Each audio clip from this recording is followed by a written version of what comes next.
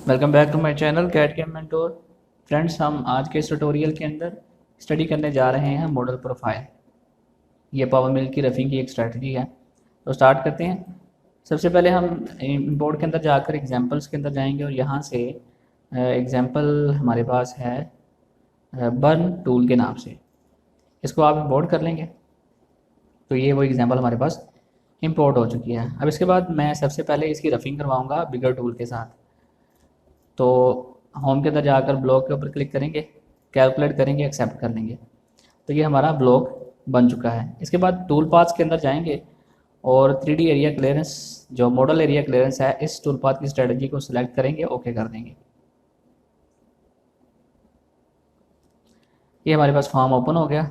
Tool के अंदर आएंगे, एंड मिल टूल क्रिएट करेंगे जिसका डायमीटर हमारे पास जो है वो 12 होगा।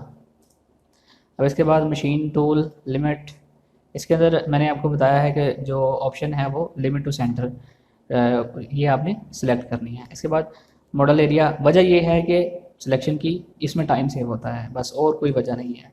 मॉडल एरिया क्लियरेंस के अंदर आकर ऑफसेट ऑल, ये सारी की सारी सेटिंग्स मैंने पहले भी आपको बता दी हैं। इन सारी की सेटिंग के बारे में, ये चीज़ें क्या होती हैं डिटेल से अपने रिसेंट ट्यूटोरियल के अंदर। ठीक है, स्टेप ओवर मैं 12 रख, इसमें 8 रख देता हूँ। स्टेप डाउन 1 है। ऑफसेट, इसमें मेंटेन का डायरेक्शन, इसकी वजह यह है कि इससे टाइम सेव होता है। ये जो भी मैं इसमें ऑप्शंस इस्तेमाल करता हूँ, आप उनको फॉलो करेंगे तो आप इस बात को जो है वो जहन में बिठा लीजिए कि इससे टाइम सेव होगा। स्टेप कटिंग, वॉल फिनिशिंग, इन सारी की सारी ऑप्शंस को मैं एज इट इज़ रहने दूँगा। Approaches, add approaches from outside, इस ऑप्शन को आप अनचेक कर देंगे। अब इसके बाद मैं इसको कैलकुलेट करवाता हूँ।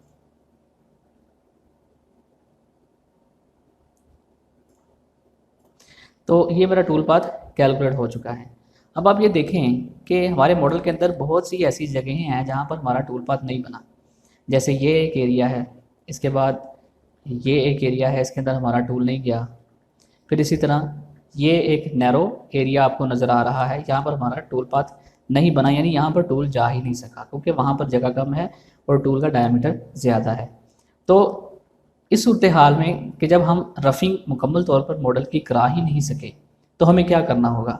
उसके लिए पावर मिल ने हमें यह सहूलत दी है कि हम मॉडल प्रोफाइल जो स्ट्रेटजी है उसको यूज़ करें और जो टूल का डायमीटर हमने पहले यूज़ किया उसकी बजाय हम उससे छोटे डाय का टूल इस्तेमाल करें जो वहाँ पर जा सके।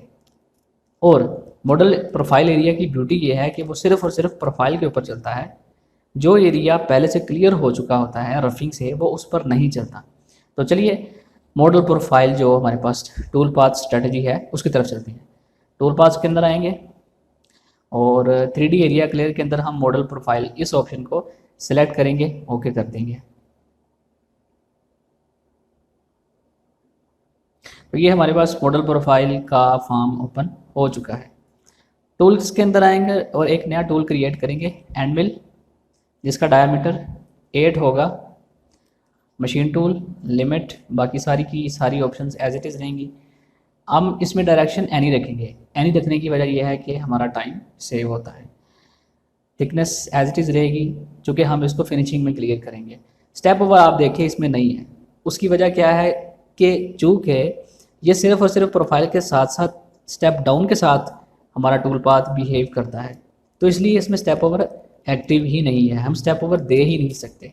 उसका बिहेवियर जब मैं इसको सिमुलेट करके दिखाऊंगा तब मैं आपको बताऊंगा। Step cutting, cut distance, wall finishing, segment, high speed, बाकी सारी सेटिंग एज इट इज़ रहेंगी। कैलकुलेट करवाते हैं।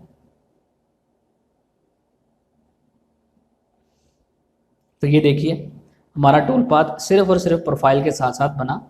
वो एरियाज़, ये देखिए ये वाला जो एरिया आपको नज़र आ रहा है, ये एरिया चूँकि पहले टूल पाथ में क्लियर हो चुका था इसलिए ये उस पर नहीं गया।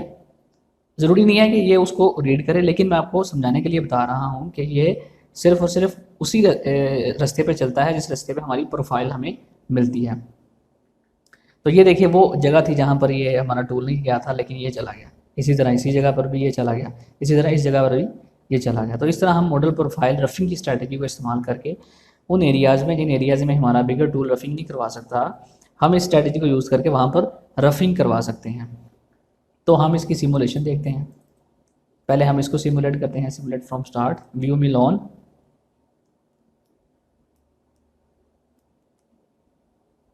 मैं इसको प्ले करता हूँ।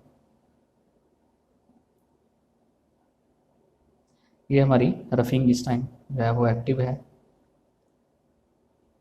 तो ये हमारी रफिंग कंप्लीट हो चुकी है। अब आप ये देखिए, मैं आपको इसमें एक चीज़ दिखाता हूँ। ये वाला एरिया देखिए, इसमें आपको काफ़ी ज़्यादा मटेरियल नज़र आ रहा है। ये देखिए यहाँ पर, फिर उसके बाद यहाँ पर ये देखिए काफ़ी ज़्यादा एरिया है।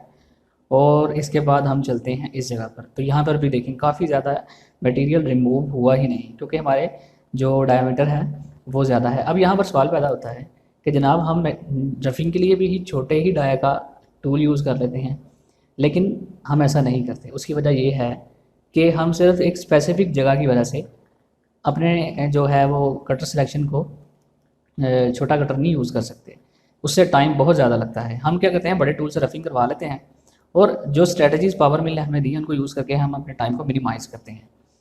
तो अब हम दूसरे टूल को सिमुलेट करवाते हैं, टूल पाथ को रन।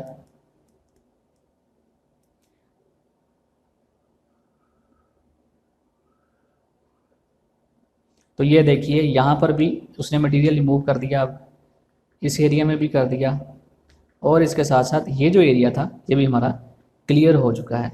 तो ये है मॉडल प्रोफाइल का कॉन्सेप्ट। तो उम्मीद करता हूँ आपको जो कॉन्सेप्ट है मॉडल प्रोफाइल का वो क्लियर हो चुका होगा।